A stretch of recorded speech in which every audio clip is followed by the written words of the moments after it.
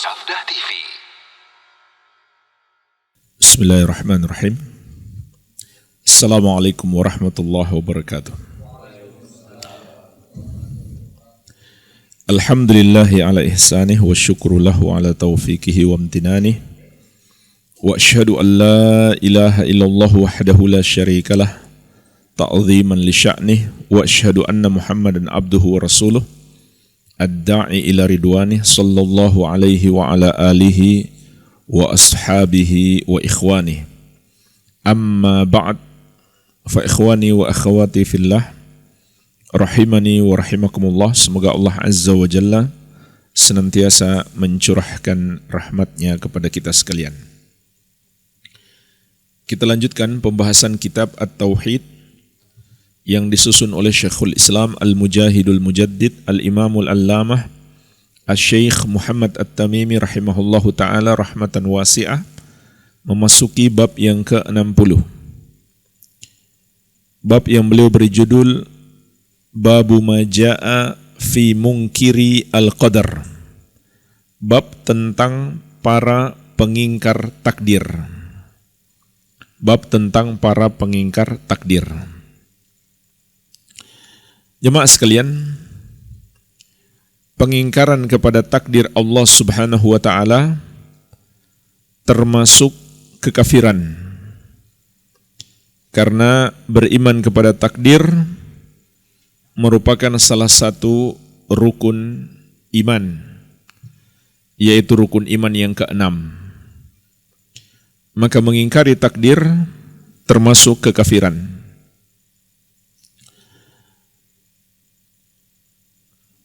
Dan takdir itu bagian dari kemampuan Allah Subhanahu wa ta'ala yang maha kuasa, yang maha kuat, yang maha mampu melakukan segala sesuatu.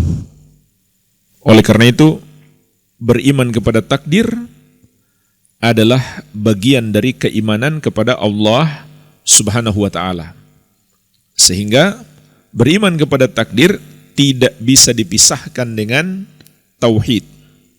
Maka penulis rahimahullah menyebutkan bab ini dalam kitab Tauhid karena mengingkari takdir sama saja dengan membatalkan tauhid. Mengingkari takdir sama saja dengan membatalkan tauhid. Penulis rahimahullah menyebutkan beberapa dalil dan penjelasan para ulama salaf dalam bab ini. Beliau menyebutkan wa qala Ibnu Umar,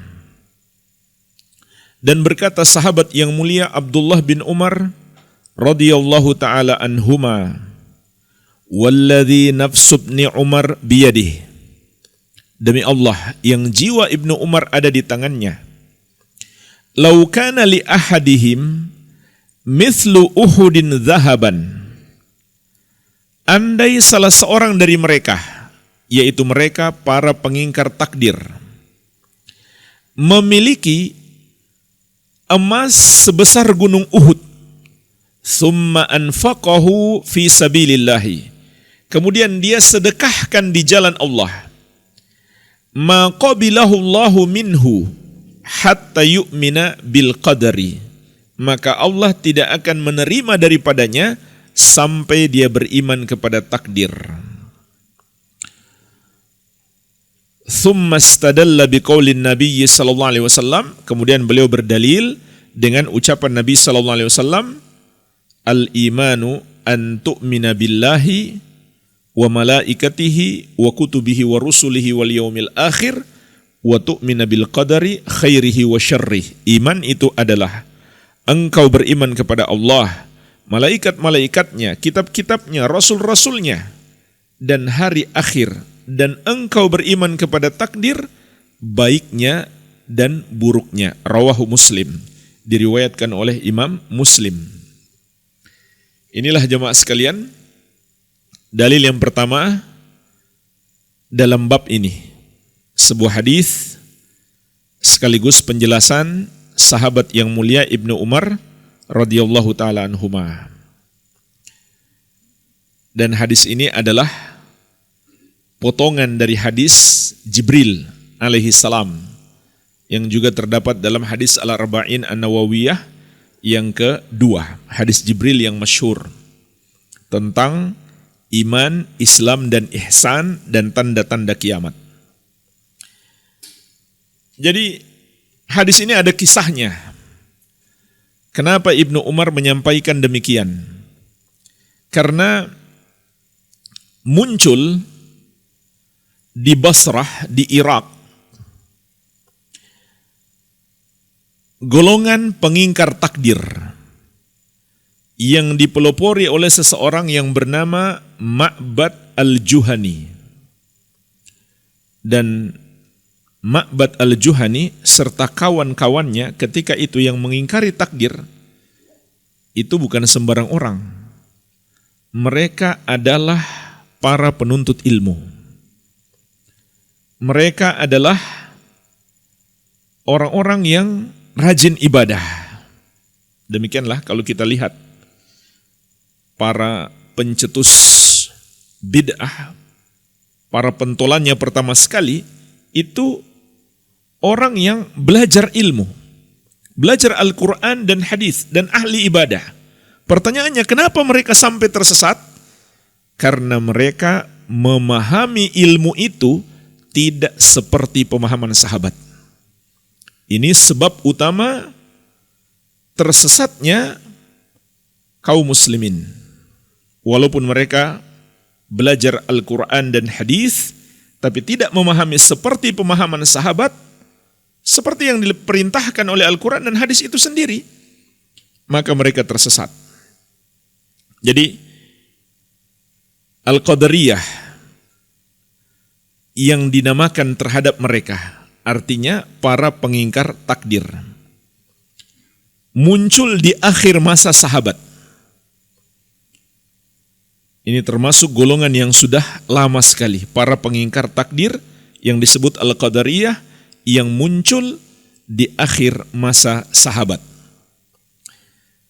Dan termasuk golongan yang sudah pernah diperingatkan oleh Rasulullah SAW sebelum kemunculannya.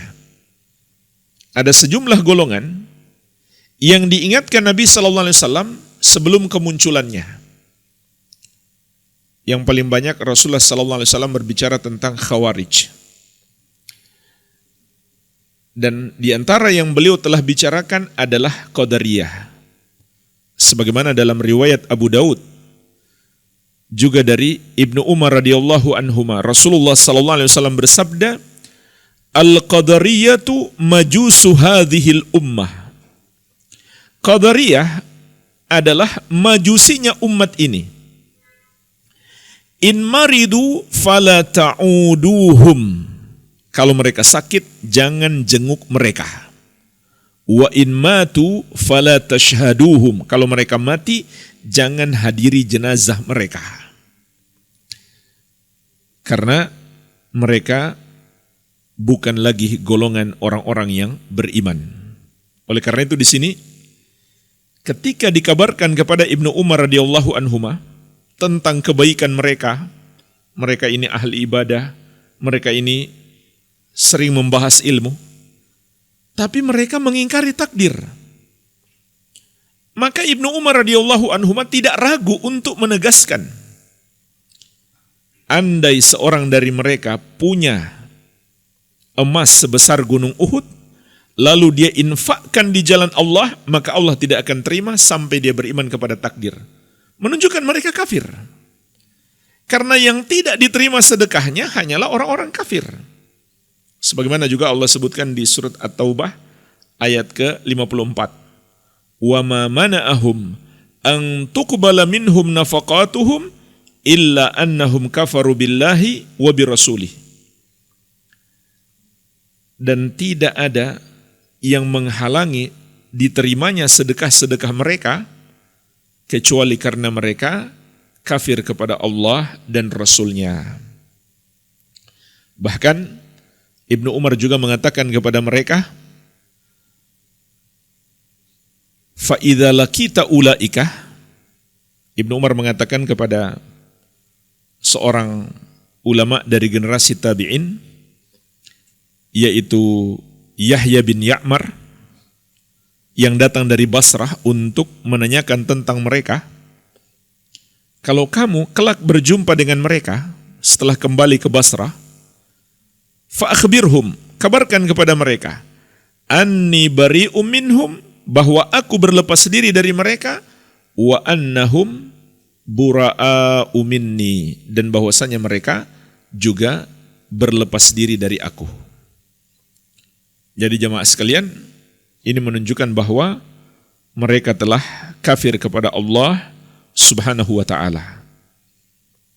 Sehingga sedekah-sedekah mereka tidak akan diterima oleh Allah Subhanahu wa ta'ala.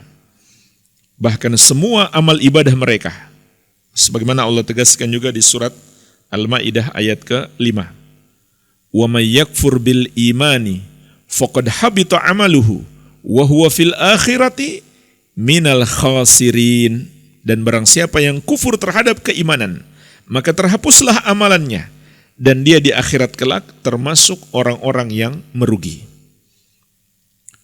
Ini di antara bahaya kekafiran dan kesyirikan. Menghalangi diterimanya amalan seseorang dan menghapuskan amalan-amalan yang sudah dia lakukan. Maka mengingkari takdir termasuk kekafiran. Ini yang dipahami para sahabat Nabi Muhammad sallallahu alaihi wa ala alihi wasallam. Kemudian jemaah sekalian, di dalam hadis tentang rukun iman juga ada faidah penting tentang takdir. Lihatlah hadis ini. Rasulullah sallallahu alaihi wasallam berbicara tentang rukun iman yang 6. Namun beliau mengucapkan tu'minah itu 2 kali. Coba lihat lafaz hadis ini. An tu'mina billahi wa malaikatihi wa kutubihi wa rusulihi wal yaumil akhir. Hendaklah engkau beriman kepada Allah, malaikat-malaikatnya, kitab-kitabnya, dan rasul-rasulnya, dan hari akhir. Sampai di sini, sampai rukun iman yang kelima, Nabi SAW hanya mencukupi dengan tu'mina sekali yang pertama. Tapi untuk menjelaskan keimanan kepada takdir, beliau tambahkan lagi, wa tu'mina, dan engkau beriman, bil qadari, kepada takdir, khairihi wa syarrihi, baiknya dan buruknya. Kenapa beliau perlu mengulang tu'mina? Seandainya beliau tidak mengulang, maka yang pertama itu sudah mencukupi. Dan kenapa beliau hanya menyebutkan 2 kali? Padahal rukun imannya 6. Kenapa enggak 6 kali? Karena jemaah sekalian, beliau ingin memberi penekanan khusus terkait keimanan kepada takdir. Dan memang kalau kita perhatikan, dari 6 rukun iman ini, yang pertama sekali ada penyimpangan adalah keimanan terhadap takdir. Walaupun kelompok sesat yang pertama bukan Qadariyah, bukan pengingkar takdir. Sebelumnya sudah ada Khawarij, sudah ada Syiah. Tapi yang masih muslim atau mengaku muslim yang tersesat dalam rukun iman pertama sekali adalah orang yang mengingkari takdir. Nah, Syiah itu awalnya, walaupun Syiah sekarang ini sudah luar biasa kesesatannya ya, terkait iman kepada Allah. Tapi Syiah dulunya, di awal masa sahabat, itu tidak sampai tersesat dalam keimanan kepada Allah. Mereka hanya mengatakan, sebenarnya Ali yang harusnya menjadi khalifah. Belum sebagai nabi, belum. Awalnya cuma mereka mengatakan, Ali yang seharusnya menjadi khalifah, bukan Abu Bakar. bukan pula Umar. Itu awalnya Syiah. Nanti lama-kelamaan baru meningkat. Ali lebih mulia daripada Abu Bakar dan Umar. Baru meningkat lagi. Ali yang seharusnya jadi nabi. Malaikat Jibril salah ngasih wahyu. Baru meningkat lagi. Ali adalah Tuhan. Nah, itu proses yang panjang. Itu adalah proses yang panjang. Namun keimanan dalam rukun iman yang pertama menyimpang adalah keimanan kepada takdir. Dan sudah diingatkan oleh Rasulullah SAW sebagaimana dalam hadis yang telah kita sebutkan tadi, al-qadariyatu majusu hadhil ummah. Kata Nabi SAW, qadariyah itu adalah majusinya umat ini. Kenapa mereka disebut majusinya umat ini? Karena majusi itu mengimani dua pencipta. Pencipta kebaikan, yaitu cahaya, dan pencipta keburukan, yaitu kegelapan. Nah, orang-orang yang mengingkari takdir, sama saja mereka mengimani ada pencipta selain Allah Subhanahu wa ta'ala. Oleh karena itu jamaah sekalian, agar kita memahami dengan baik bagaimana beriman kepada takdir, para ulama ahli sunnati wal jamaah menjelaskan, beriman kepada takdir itu mencakup keimanan kepada 4 hal. Mencakup keimanan kepada 4, yang diistilahkan juga dengan maratibu takdir.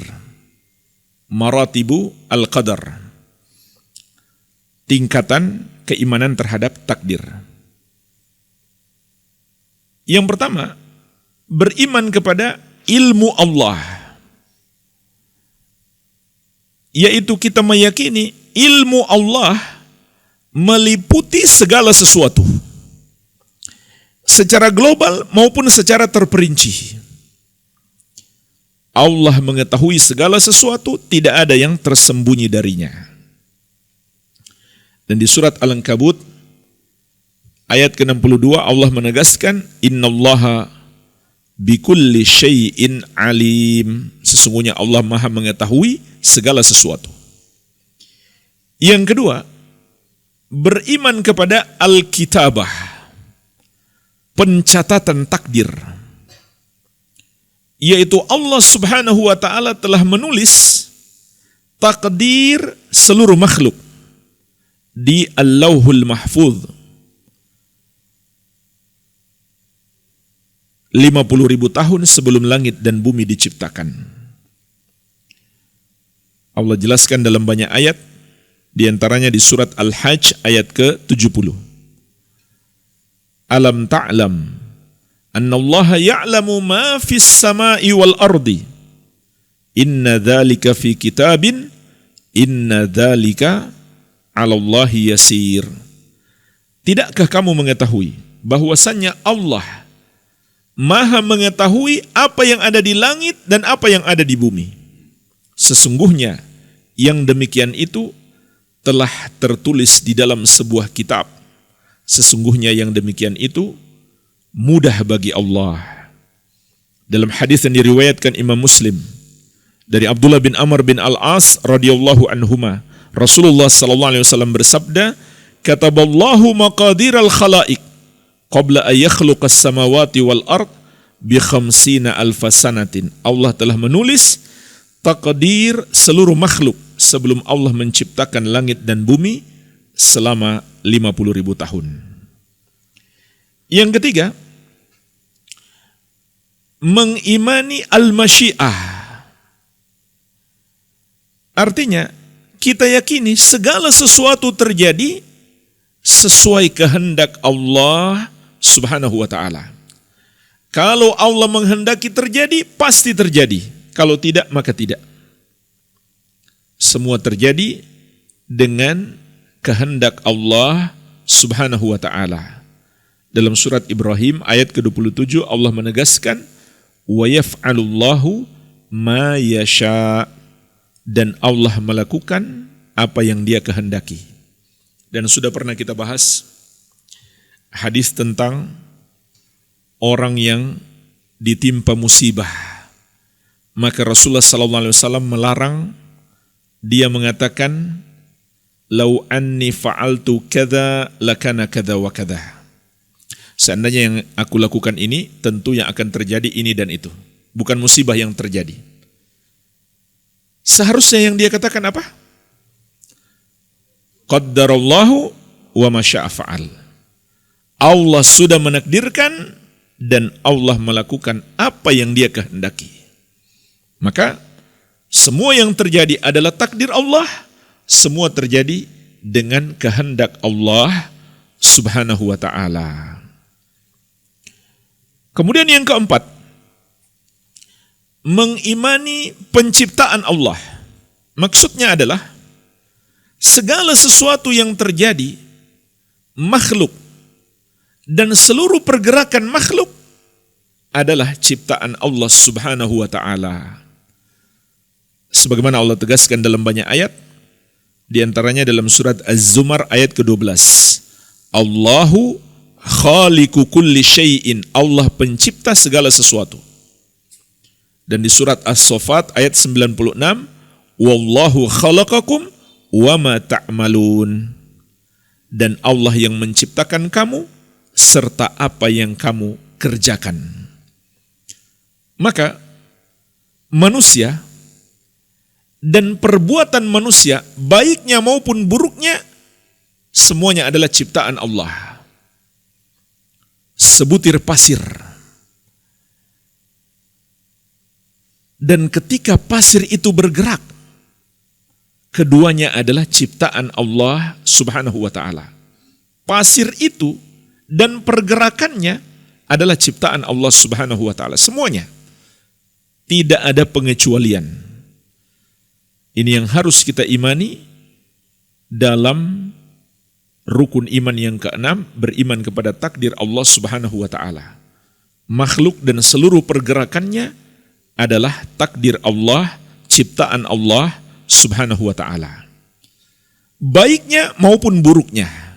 Jadi bukan baiknya saja, buruknya juga. Dan Qadariyah itu jamaah sekalian, para pengingkar takdir, mereka ada tingkatan-tingkatan. Ada yang mengingkari seluruh takdir Allah, keseluruhannya. Ada yang hanya mengingkari takdir yang buruk saja. Nah, yang mengingkari takdir yang buruk ini mereka punya niat baik. Mereka punya niat baik, yaitu ingin mensucikan Allah. Jadi kata mereka, enggak mungkinlah Allah menakdirkan yang buruk. Allah hanya menakdirkan yang baik. Padahal kalau dia bilang begitu, sama saja dia mengatakan ada pencipta selain Allah. Ini konsekuensinya malah lebih parah. Dia bukan mensucikan Allah. Malah dia mengingkari Allah dan menyamakan Allah dengan makhluk. Dia melecehkan Allah sebenarnya. Karena kalau dia bilang begitu, berarti ada pencipta selain Allah yang menciptakan keburukan. Allah hanya menciptakan kebaikan. Jadi harus kita yakini Allah yang menciptakan kebaikan dan keburukan, Allah yang menakdirkan semuanya. Namun jamaah sekalian, tidak sama antara makhluk berbuat buruk dan Allah menciptakan keburukan. Ini dua hal yang berbeda. Nah, kenapa banyak golongan-golongan itu tersesat? Karena mereka menganalogikan Allah dengan makhluk. Kalau makhluk berbuat buruk, maka itu suatu keburukan. Maka logika ini mereka bawa kepada Allah. Kalau Allah diyakini menciptakan keburukan, berarti Allah berbuat buruk. Ini kesalahan fatal. Maka perlu kita pahami dengan baik jemaah sekalian, semua perbuatan Allah baik. Semua takdir Allah itu baik. Pertanyaannya, di mana letak keburukannya? Kan beriman kepada takdir baiknya dan buruknya. Tapi kita juga harus mengimani semua perbuatan Allah menakdirkan adalah kebaikan, bukan keburukan. Lalu pertanyaannya, di mana letak keburukannya? Letak keburukannya bukan pada perbuatan Allah menciptakan atau menakdirkan, tapi letak keburukannya ada pada makhluk yang buruk itu sendiri. Contoh, Allah Subhanahu wa ta'ala menakdirkan adanya iblis dan bala tentaranya. Adanya iblis takdir Allah atau bukan? Takdir Allah. Tapi perbuatan Allah menakdirkan adanya iblis itu adalah perbuatan yang baik. Lalu di mana letak keburukan? Ada pada diri iblis itu sendiri. Bisa dipahami ya? Kalau manusia berbuat buruk, maka kita katakan dia adalah orang yang tidak baik. Kecuali dia nggak sengaja. Atau ada uzur-uzur yang lain. Kalau dia melakukannya tanpa uzur, maka kita katakan dia orang yang tidak baik. Tapi ini jangan kita samakan kepada Allah. Allah menciptakan keburukan, Allah bukan berbuat buruk. Perbuatan Allah semuanya baik. Letak keburukan itu bukan pada perbuatan Allah, tapi pada makhluk yang Allah takdirkan. Allah menciptakan iblis, Allah menakdirkan adanya maksiat, maka perbuatan Allah menakdirkannya adalah kebaikan. Keburukan ada pada iblis, keburukan ada pada maksiat itu. Lalu kenapa Allah menghendaki adanya iblis dan adanya perbuatan maksiat? Karena ada kebaikan di balik itu. Itu yang Allah cintai. Nah, ini juga harus kita bedakan. Antara menghendaki dan mencintai dua hal yang berbeda. Oleh karena itu, kehendak itu terbagi dua.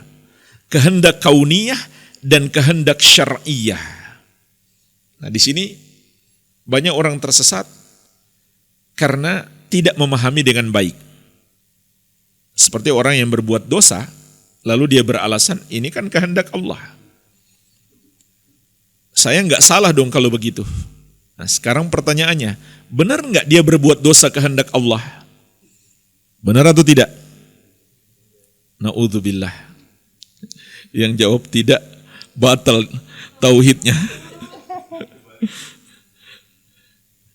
Dia berbuat maksiat, benar nggak kehendak Allah? Kehendak Allah, kan itu bagian dari keimanan kepada takdir. Yang nomor berapa tadi? Yang nomor berapa tadi? Hah? 2 atau 3? Tadi berapa tadi? Nomor 3, mengimani kehendak Allah. Jadi orang berbuat maksiat kehendak Allah atau bukan? Kehendak Allah atau bukan? Kehendak Allah. Ini hati-hati nih. Orang berbuat maksiat kehendak Allah. Tapi dia tidak boleh beralasan dengan itu untuk membenarkan maksiatnya. Kenapa? Karena walaupun Allah kehendaki, Allah tidak mencintainya. Buktinya apa? Dalam syariat Allah melarang maksiat. Dalam syariat Allah melarang maksiat. Makanya kehendak itu ada dua. Kehendak kauniyah, kehendak takdir, dan kehendak syariat. Apa yang Allah kehendaki dalam takdirnya, belum tentu Allah cintai. Nah, kesalahan mereka, karena ini kehendak Allah berarti Allah cintai. Belum tentu. Makanya LGBT pun berdalil dengan takdir. Ya kan? Padahal dalam syariat dilarang keras praktek LGBT itu. Bahkan orang yang melakukan hubungan sejenis homoseksual, laki-laki dengan laki-laki, ulama Islam seluruhnya sepakat hukumannya adalah hukuman mati. Jadi, betul itu takdir Allah, tapi itu bukan dalil untuk membenarkan perbuatan maksiat tersebut. Karena walaupun itu takdir Allah, tidak menunjukkan Allah mencintainya dan membenarkannya.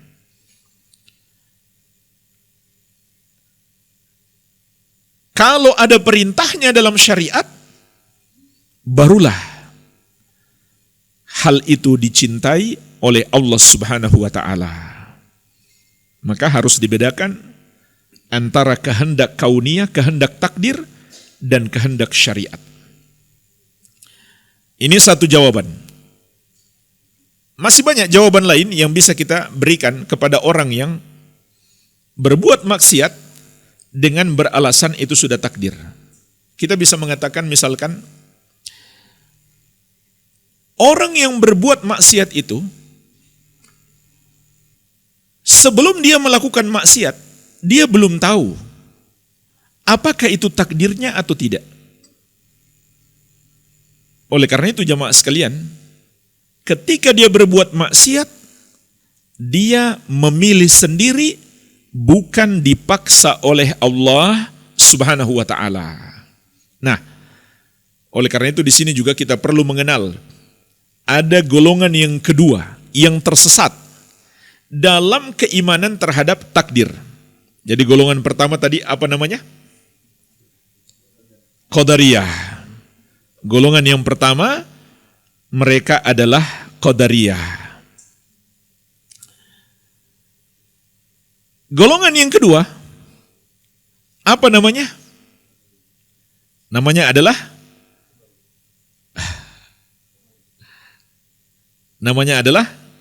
Al-Jabriyah. Al-Jabriyah ini kebalikan daripada Qadariyah. Apa keyakinan Al-Jabriyah?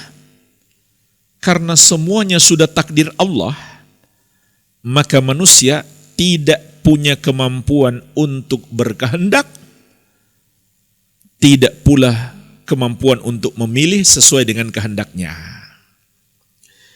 Jadi keyakinan mereka, manusia itu hanya seperti wayang, nggak punya kehendak apa-apa. Jadi kalau wayang berbuat salah, yang salah adalah dalangnya, bukan wayangnya kan? Begitulah mereka memahami takdir Allah Subhanahu wa ta'ala. Maka Ahlus Sunnah di tengah. Ahlus Sunnah itu di tengah. Ahlus Sunnah meyakini segala sesuatunya adalah takdir Allah, tapi tidak menafikan hamba pun diberi kemampuan untuk memilih, diberi kemampuan untuk berkehendak. Dan ini Allah sebutkan dalam banyak ayat. Di antaranya di surat Ali Imran ayat 152. Minkum may yuridud dunya wa minkum may yuridul akhirah. Di antara kalian ada yang menghendaki dunia, dan di antara kalian ada yang menghendaki akhirat. Ada yang memilih dunia, ada yang memilih akhirat.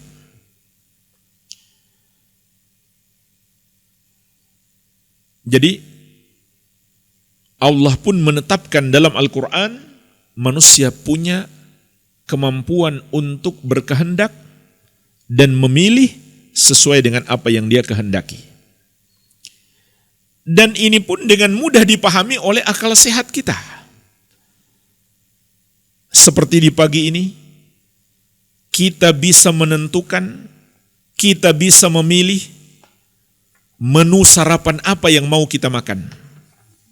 Tidak ada orang yang berkata, pagi ini saya sudah ditakdirkan makan roti, saya nggak bisa memilih yang lain. Tidak ada. Dia memilih sendiri apa yang mau dia makan. Ini sesuatu yang bisa kita buktikan. Jadi, beriman kepada takdir tidak bisa menafikan keimanan bahwa Allah pun memberi kemampuan kepada hamba untuk memilih.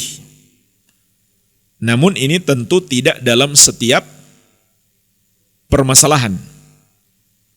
Ada bagian-bagian yang kita nggak bisa pilih. Contohnya ditimpa sakit. Itu bukan pilihan kita. Kecelakaan di jalan, itu bukan pilihan kita. Jadi jemaah sekalian, kita pun bisa membedakan mana pilihan kita, mana yang bukan pilihan kita. Maka, orang yang berbuat maksiat itu, dia punya kemampuan memilih. Sehingga dia memilih maksiat, maka dia pantas untuk dihukum sesuai dengan apa yang dia pilih. Allah tidak memaksa dia untuk berbuat maksiat. Kalau Allah memaksa seseorang berbuat maksiat, kemudian setelah itu Allah hukum, tentu Allah menjadi zalim. Na'udzubillah. Padahal Allah mengatakan, "Wa ma ana bidzallami lil 'abid." Aku tidaklah menzalimi hamba-hambaku. Bahkan jemaah sekalian, dalam agama Islam, kalau ada seseorang dipaksa oleh orang lain untuk berbuat dosa, maka dia tidak berdosa. Kalau begitu nggak mungkin Allah memaksa seseorang untuk berbuat dosa. Kemudian Allah menghukum orang itu, nggak mungkin. Jadi, hamba punya kemampuan memilih. Apakah dia memilih jalan kebenaran atau jalan kebatilan? Akan tetapi, apa saja yang dia pilih sama sekali tidak keluar dari takdir Allah. Sebagaimana Allah tegaskan juga di surat At-Takwir, "Wa ma tasyauna illa ayyasha Allahu Rabbul Alamin." Tidaklah kamu berkehendak untuk melakukan sesuatu akan terlaksana kecuali apabila dikehendaki oleh Allah Rabbul Alamin. Jadi manusia hanya bisa berkehendak, akan terlaksana kehendaknya kalau Allah menghendaki. Maka apapun yang dipilih oleh manusia sama sekali tidak keluar dari takdir Allah. Jadi dua hal ini jangan dipertentangkan. Antara keimanan kepada takdir dan juga keimanan bahwa Allah memberi kemampuan kepada hamba untuk memilih. Kedua-duanya harus kita imani, dua-duanya ada. Dan apapun yang dipilih oleh hamba sama sekali tidak keluar dari takdir Allah Subhanahu wa ta'ala. Iya. Kemudian Syekh menyebutkan dalil yang kedua. Wa an Ubadah bin Samit annahu qala libnihi. Dari sahabat yang mulia Ubadah bin As-Samit radhiyallahu anhu bahwasanya beliau berkata kepada anaknya, "Ya bunayya, innaka lan tajida ta'mal iman." Wahai anakku, sesungguhnya engkau tidak akan dapat mengecap manisnya iman. Hatta ta'lama anna ma asabaka lam yakun liyukhti'aka. Sampai engkau mengetahui, maksudnya mengetahui dengan keyakinan, bahwasannya apa yang telah Allah takdirkan menimpamu tidak akan meleset darimu. Wa ma akhta'aka lam yakun liyusibaka, dan apa yang Allah takdirkan meleset darimu tidak akan menimpamu. Sami'tu Rasulullah sallallahu alaihi wasallam yaqul, karena aku telah mendengarkan Rasulullah sallallahu alaihi wasallam bersabda, "Inna awwala ma khalaqallahu al-qalam." Sesungguhnya yang pertama Allah ciptakan adalah al-qalam, pena. Faqala lahu, lalu Allah berfirman kepadanya, "Uktub," tulislah. Faqala rabbi wa madza aktub. Lalu pena itu berkata, "Rabbku, apa yang akan aku tulis?" Qala, maka Allah Subhanahu wa taala berfirman, "Uktub maqadira kulla syai'in hatta taquma sa'ah." Tulislah takdir segala sesuatu sampai hari kiamat. Ya bunayya, sami'tu Rasulullah sallallahu alaihi wasallam yaqul, wahai anakku, aku telah mendengarkan Rasulullah sallallahu alaihi wasallam bersabda, "Man mata ala ghairi hadza falaysa minni." Barang siapa mati di atas selain keyakinan ini, keyakinan kepada takdir Allah, maka dia bukan bagian dari aku. Wa fi riwayatin li Ahmad, dan dalam riwayat Ahmad, inna awwala ma khalaqallahu al-qalam. Sesungguhnya yang pertama Allah ciptakan adalah al-qalam, pena. Faqala lahu uktub. Maka Allah berkata kepadanya, tulislah. Fajara fi tilka sa'ah bima huwa kain ila yaumil qiyamah. Maka ditulislah pada hari itu apa yang akan terjadi sampai hari kiamat. Wa fi riwayatin libni Wahbin qala, dan dalam riwayat oleh Ibnu Wahab beliau mengatakan, qala Rasulullah sallallahu alaihi wasallam, Rasulullah sallallahu alaihi wasallam bersabda, faman lam yu'min bil qadari khairihi wa syarrihi ahraqahu Allahu bin nar. Maka barang siapa yang tidak beriman kepada takdir Allah, baiknya dan buruknya, maka Allah akan membakar dia dengan neraka. Inilah jemaah sekalian, dalil yang kedua dan beberapa riwayat tambahannya. Di dalam hadis yang mulia ini, sahabat yang mulia Ubadah bin As-Samit radhiyallahu anhu menasihati anaknya. Ini teladan bagi kita semuanya sebagai orang tua, memberikan pendidikan akidah yang benar kepada anak kita, termasuk keimanan kepada takdir Allah. Karena ini penting sekali jemaah sekalian. Beriman kepada takdir Allah termasuk faktor terbesar penguat jiwa seseorang. Terutama ketika dia menghadapi berbagai macam masalah dalam hidupnya. Kalau dia beriman kepada takdir Allah, dia tidak akan goncang. Dia tidak akan berputus asa.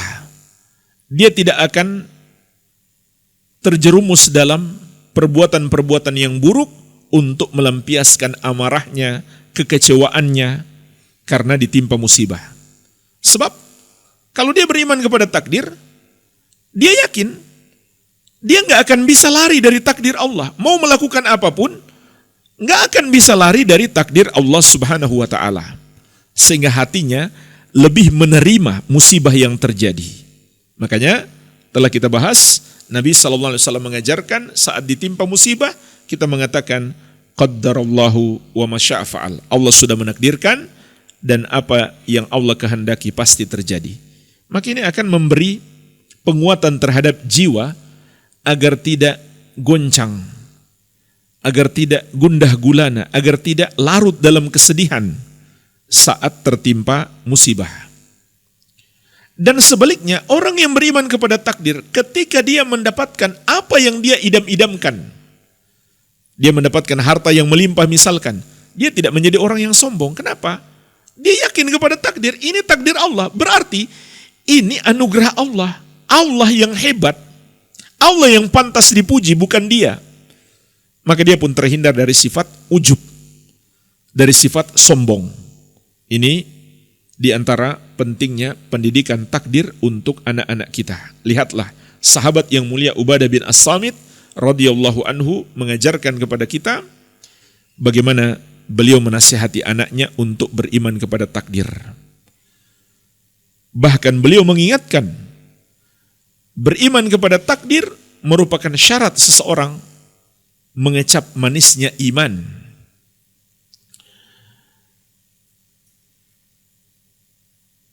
Sebab iman itu memiliki rasa. Rasanya itu manis. Tidak akan bisa dikecap oleh hati yang sakit, apalagi hati yang mati. Seperti lidah kita, kalau visi kita sedang kurang sehat, madu yang manis terasa hambar, begitu pula hati. Kalau hati kita sedang sakit, apalagi sudah mati, iman yang manis tidak akan terasa. Maka menunjukkan kepada kita, beriman kepada takdir merupakan bagian penting dari keimanan. Kemudian jemaah sekalian, hadis ini juga menerangkan kepada kita tingkatan takdir yang kedua, yaitu meyakini segala sesuatu sudah ditakdirkan, sudah ditulis oleh Allah Subhanahu wa Ta'ala, sudah ditulis oleh Allah Tabaraka wa Ta'ala. Sampai pun penghuni surga dan penghuni neraka sudah Allah tuliskan, sudah Allah takdirkan. Allah tulis 50.000 tahun sebelum langit dan bumi diciptakan. Ini harus kita imani. Segala sesuatu, tidak ada pengecualian yang berlaku pada kita di kehidupan ini sudah Allah tulis. Namun di sini dikatakan yang pertama Allah ciptakan adalah pena. Tapi dalam sebagian riwayat disebutkan wa kana arsyuhu 'alal ma'. Arsy-nya sudah ada lebih dulu di atas air. Menunjukkan bahwasanya arsy sudah lebih dulu diciptakan daripada pena. Sehingga para ulama menjelaskan makna hadis ini, yang pertama Allah ciptakan adalah pena, maksudnya adalah yang pertama Allah ciptakan untuk menulis, bukan makhluk yang pertama secara mutlak. Walaupun masalah ini memang ada perbedaan pendapat ulama, dan ini adalah salah satu dari sedikit permasalahan akidah yang ulama beda pendapat. Mana yang dulu diciptakan? Memang ada ulama yang berpendapat pena, tapi ada dalil-dalil yang menunjukkan arsy Allah sudah ada lebih dulu sebelum pena diciptakan. Ini termasuk perbedaan pendapat ulama yang sedikit dalam masalah akidah. Kebanyakan dalam masalah akidah, ulama seluruhnya sepakat, tidak ada perbedaan pendapat. Kebalikan dalam masalah fikih. Kebanyakan dalam masalah fikih ulama beda pendapat. Ada sedikit yang ulama sepakati. Kita masuk dalil yang terakhir. Wa fil musnadi was sunani an ibn ad-Dailami qala. Dan di dalam al-musnad dan as-sunan dari Ibnu ad-Dailami, beliau adalah Abdullah bin Fairuz ad-Dailami, salah seorang ulama besar dari generasi tabi'in. Ayahnya Fairuz adalah seorang yang terkenal. Ada yang terkenal Fairuznya, anaknya, ayahnya. Ayahnya seorang yang terkenal, namanya Fairuz. Dan ini nama-nama yang berasal dari Persia. Ada yang tahu apa peran ayahnya sehingga beliau terkenal? Ada yang tahu? Hadis ini diriwayatkan dari putranya, Abdullah bin Fairuz ad-Dailami. Ada yang tahu ayahnya, Fairuz? Beliau adalah pembunuh Al-Aswad Al-Anasi. Siapa Al-Aswad Al-Anasi? Ada yang tahu? Ini juga orang terkenal ya. Al-Aswad Al-Anasi adalah orang yang mengaku nabi di Yaman. Nah, Fairuz ini yang membunuhnya. Beliau yang memimpin jihad untuk membunuhnya.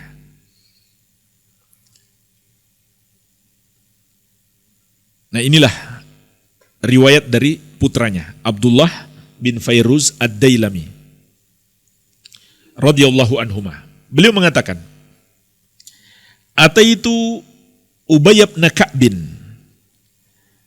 Aku pernah mendatangi Ubay bin Ka'ab. Fakultu fi nafsi syai'un minal qadari. Fahaddithni bi syai'in la'alla Allah yudhibuhu min qalbi. Maka aku berkata kepada beliau, di dalam diriku ada sedikit permasalahan, yaitu ada syubhat terkait dengan keimanan kepada takdir. Maka tolong sampaikan kepadaku satu hadis, semoga dengan itu Allah hilangkan syubhat tersebut dari hatiku. Faqal, maka Ubay bin Ka'ab radhiyallahu anhu berkata, "Lau anfaqta mithla Uhudin dhahaban, ma qabilahu Allahu minka hatta tu'mina bil qadar." Andai engkau bersedekah emas sebesar gunung Uhud, maka Allah tidak akan menerimamu, maka Allah tidak akan menerima sedekahmu itu sampai kamu beriman kepada takdir. Wa ta'lama anna ma asabaka lam yakun liyukhti'aka, dan engkau mengetahui, yaitu mengetahui dengan penuh keyakinan bahwa apa yang sudah Allah takdirkan menimpamu tidak akan meleset darimu. Wa ma akhta'aka lam yakun liyusibak, dan apa yang Allah takdirkan meleset darimu tidak akan menimpamu. Walau mitta ala ghairi hadza lakunta min ahlin nar. Kalau kamu mati di atas selain akidah ini, maka kamu termasuk penghuni neraka. Qala, lalu beliau melanjutkan, yaitu Abdullah bin Fairuz ad-Dailami. Fa ataitu Abdullah bin Mas'udin wa Hudzaifah bin al-Yaman wa Zaid bin Thabit. Maka aku pun mendatangi Abdullah bin Mas'ud, Hudzaifah ibn al-Yaman, dan Zaid bin Thabit radhiyallahu ta'ala anhum ajma'in. Fakulluhum haddatsani bimithli dzalika 'anin nabiyyi sallallahu alaihi wasallam. Maka semuanya menyampaikan kepadaku semisal dengan ini dari Nabi sallallahu alaihi wasallam. Kata penulis, haditsun sahihun rawahul Hakim fi sahih. Hadis ini sahih, diriwayatkan oleh Al-Hakim di dalam sahih beliau. Juga dikeluarkan oleh Abu Dawud, Ibnu Majah, dan Ahmad. Inilah jemaah sekalian, sebuah athar, dalil yang terakhir disebutkan oleh penulis, rahimahullahu ta'ala. Sebuah athar dari seorang tabi'in, ketika terkena syubhat. Inilah petunjuk bagi kita jemaah sekalian. Syubhat itu jangan dicari. Jangan kita sengaja, sudah tahu dia penyebar syubhat, kita buka YouTube-nya, kita follow medsosnya, itu jangan. Tapi kalau kita nggak sengaja kena syubhat, ya tiba-tiba ada yang ngirimi video, kita buka, terdengar, kita nggak ngerti video apa, ternyata isinya syubhat. Maka bagaimana solusinya? Inilah tabi'in yang mulia Abdullah bin Fairuz ad-Dailami rahimahumullahu ta'ala mengajarkan kepada kita bagaimana caranya, yaitu datangi orang yang berilmu. Nah, ini bahaya besar kalau kita menanyakan tentang syubhat kepada kawan sepengajian. Jangan, kecuali kalau dia sudah berilmu. Kalau dia sama seperti kita, maka sangat berbahaya. Bisa jadi kita bukan mendapatkan pencerahan, malah kita menebarkan syubhat. Dia bukan menjawab, menghilangkan syubhat kita, malah dia yang kena syubhat. Ini bahaya. Dan ini pesan Sufyan Ats-Tsauri rahimahullahu ta'ala. Beliau pernah mengatakan, man sami'a bi bid'atin fala yahkiha li julasaihi la yulqiha fi qulubihim. Barang siapa yang mendengarkan satu bid'ah, jangan dia ceritakan ke teman-teman duduknya, agar dia tidak masukkan di hati mereka. Dan di sini juga terkandung pelajaran penting. Kalau kita menghadapi satu permasalahan, apalagi permasalahan besar, yang menjadi rujukan adalah orang yang berilmu. Jangan kita merujuk kepada orang-orang bodoh. Merujuklah kepada orang-orang yang berilmu. Dan ini sudah diawali dengan hadis yang pertama tadi. Ya, hadis yang pertama tadi kan ucapan Ibnu Umar, itu juga sama, menjawab syubhat. Kalau kita baca di Sahih Muslim, sebab Ibnu Umar menyampaikan itu untuk menjawab syubhat. Karena kedatangan Yahya bin Ya'mar dengan seorang temannya dari Basrah. Bayangkan mereka datang dari Irak, jauh-jauh ke Makkah untuk berhaji dan umroh, sekaligus ingin menanyakan tentang syubhat yang menimpa mereka, yaitu kemunculan Ma'bad al-Juhani di Basrah dengan pemahaman barunya mengingkari takdir.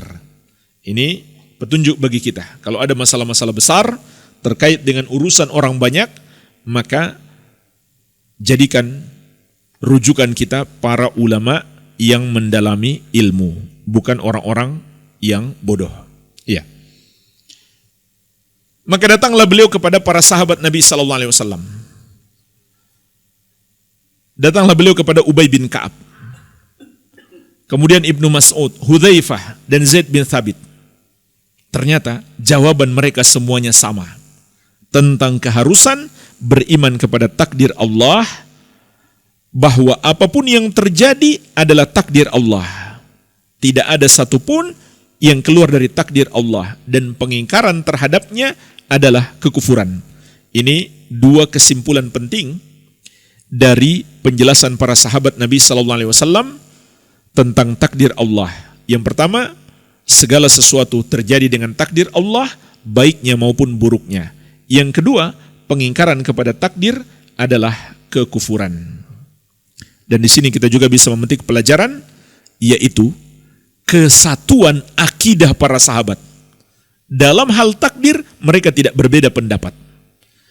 Dan bahkan dalam mayoritas permasalahan akidah, para sahabat tidak berbeda pendapat.